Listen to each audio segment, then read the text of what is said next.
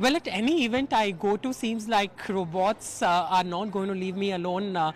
Here also at NILF 2018, I have discovered a robot. So it's interesting, a startup by the name H Robots has developed this smart policing robot. And what it really does is, it's still in the beta version. None of it is already out there in the industry. But in the coming few months, in fact, the startup tells me they've already bagged a few contracts. So this robot, for you to really break it down, will be a security robot. It can be deployed at housing societies, at malls, and things like that. And what it then does is, you can go on to register complaints in it through means of voice or in fact video recording.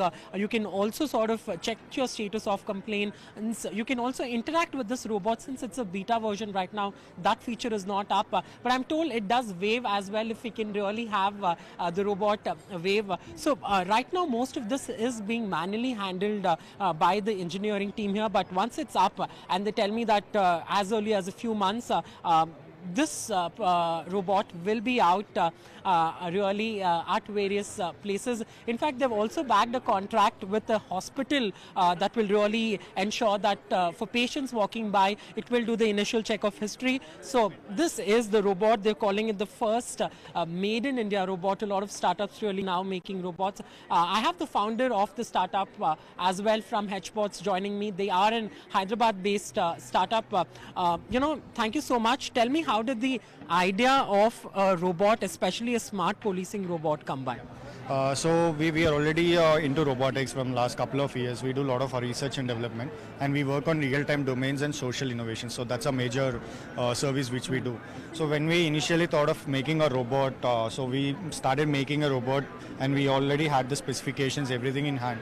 But we were working on the use case where we have to use it particularly. And on the same lines, on the same day, so I happened to meet a guy from the PAL Robotics who deployed a robot in Dubai on this policing purposes. So when we got to see that particular robot, then we thought there is a lot of things to be developed. And then again we thought, so that company is made from France and deployed in Dubai. So why can't we make a complete made in India robot? So that's how the whole idea got get into initiative. All right. But tell me something, you're saying in terms of clients, are you already seeing interest?